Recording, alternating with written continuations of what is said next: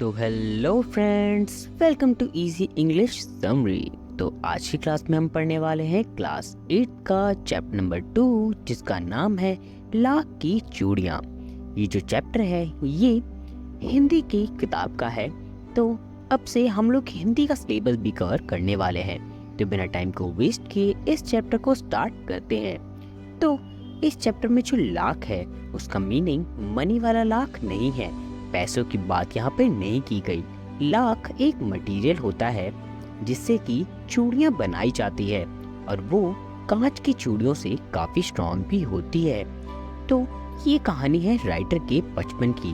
वो कहते हैं कि जब मैं छोटा था और मैं अपने मामा के घर जाता था, उनके गांव जाता था जो कि मेरे घर से नजदीक ही थी, तो मैं लाख की चूड़ियाँ बनाने वाले बदलू के पास जाता था।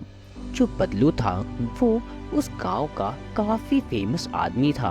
वो एक काफी फेमस चूड़ियों वाला था जो कि बहुत अच्छी अच्छी लाख की चूड़ियां बनाया करता था। अब आप लोग सोच रहे होंगे कि जो हमारे राइटर हैं वो तो लड़के थे, वो आखिर बैंगल मेकर के पास क्यों जाते थे? तो वो चूड़ी बनाने वाले के पास इसलिए जाते थे क्योंकि वो जो चूड़ी बनाने वाला था वो उसकी मामा का दोस्त ही था। तो वो उसे भी बदलू मामा ऐसा कहा करता था और वो बदलू मामा उसे लाख की गोलियां बनाकर देते थे जो कि रंग बिरंगी होती थी। इसीलिए जो राइटर थे उन्हें अपने मामा के गांव में जाना बहुत अच्छा लगता था। वो जब भी अपने गांव से वापस आते थे तो उनके हाथ और जेब उन लाख की गोलियों से भरे हुए होते थे जिनसे खेलने में उन्हें बहुत आनंद आता था। जो बदलू मामा है वो बहुत अच्छी नेचर के आदमी थे। उनकी जो दुकान थी वो उनके घर के पास ही थी। उन्होंने अपने घर के पास एक पेड़ के नीचे भट्टी लगा रखी थी और वहीं पर वो चूड़ियाँ बनाया करते थे। वो जो चूड़ियाँ थी उन्हें पैसों के बदले नहीं बेचते थे। वो कहते थे, मुझे पैसों का क्या काम है, मुझे पैसे नहीं चाहिए भैया, इसके बदले मुझे अनाज दे देना, मैं इसी से काम चला लूँगा। तो कुछ लोग वहाँ पर उन्हें आटा देते थे, कुछ लोग चावल देते थे, कुछ लोग गेहूँ देते थे और इस बार्टर सिस्टम से ही उनका काम चल रहा था और वो काफ़ी खुश भी थे। लेकिन बदलू मामा थोड़े से जिद्दी भी हो जाते थे कभी कभी। जब किसी की शादी होती थी तब, देखो भैया तुम्हारे घर में शादी है, तुम्हारे घर में खुशियों का माहौल है, चूड़ियाँ तो थोड़ी महंगी ही मिलेगी, तुम्हें मंजूर है ना? अरे कोई बात नहीं बदलू, तुम्हारी चूड़ियाँ गांव में सबसे अच्छी है, थोड़े ज़्यादा दाम भी देने को तैयार हूँ मैं। ये हुई ना बात, लो तुम्हारी चूड़ियाँ तैयार है। वो सिर्फ अपने ही गांव में फेमस नहीं थे, आसपास के सभी गांव वाले उसकी चूड़ियों की बहुत तारीफ करते थे और उसकी नेचर की भी। फिर एक बार की बात है, जो हमारे राइटर हैं उन्हें एक बात का पता चला। उसके जो फादर थे उन्हें खबर मिली कि तुम्हारा अब ट्रांसफर हो रहा है, तुम्हें दूसरे शहर में जाना पड़ेगा। ठीक है सर, कोई बात नहीं, हाँ वहाँ तुम्हारा सारा इंतज़ाम करवा दिया गया है, तुम अब वहीं पर जाओ और हमारा काम संभालो। ठीक है सर। तो जो राइटर थे उनके फादर का ट्रांसफ़र हो गया था जिससे कि वो अब अपने मामा के गांव से काफ़ी दूर हो गए थे और उन्हें इस बात का बहुत दुख था कि अब वो बदलू से नहीं मिल पाएंगे और उन्हें वो लाख की गोलियां भी नहीं मिलेगी। फिर कुछ साल बीत गए और जो हमारे राइटर थे वो बदलू को भूल गए और एक बार जब वो अपने मामा के गांव में आए कई सालों के बाद, तो वो देखते हैं कि ये गांव तो पूरी तरीके से बदल गया है। यहाँ पर लग ही नहीं रहा कि ये गांव है, सारी चीज़ें कितनी अच्छी हो गई है। फिर उन्हें एक आवाज़ सुनाई दी, मुझे चोट लग गई, देखिए खून आ रहा है। उसके जो मामा थे, राइटर के जो मामा थे, उनकी बेटी का हाथ बैंगल्स की वजह से कट गया था, कांच की चूड़ियों की वजह से उसका हाथ कट गया था।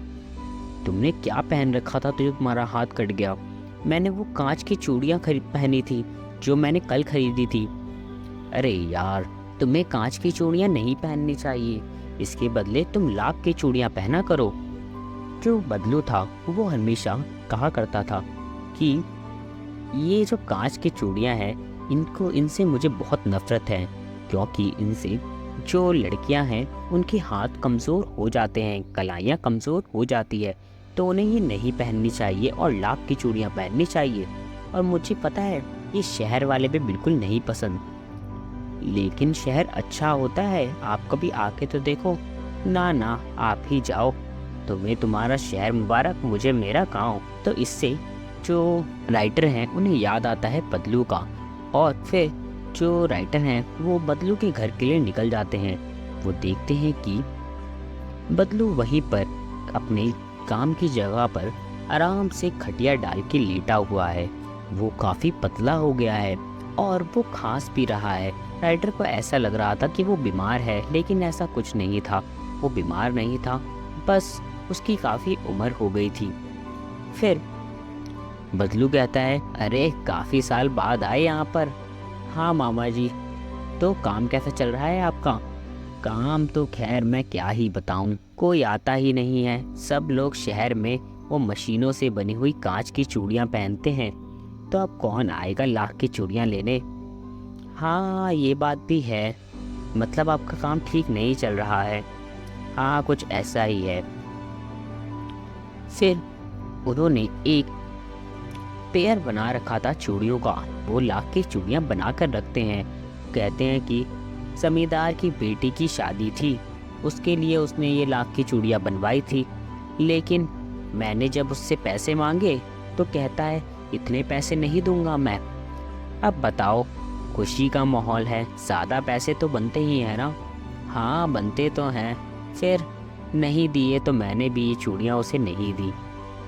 लो, ये तुम अपनी मामा की बेटी को दे देना, और ये आखिरी बैंगल्स बचे हुए हैं मेरे पास। फिर इसके बाद जब वो बदलू अपनी सारी कहानियाँ बता रहा था उसे कि किस तरीके से मशीनों की वजह से उसका जो धंधा है पूरी तरीके से ठप हो गया, वो सुनकर हमारे राइटर को काफ़ी बुरा लगा। और इसी के साथ ये चैप्टर भी ख़त्म हो गया। तो इस चैप्टर में सिर्फ इतना ही। इस तरीके की और समरीज के लिए मेरे चैनल को सब्सक्राइब करें। Thank you.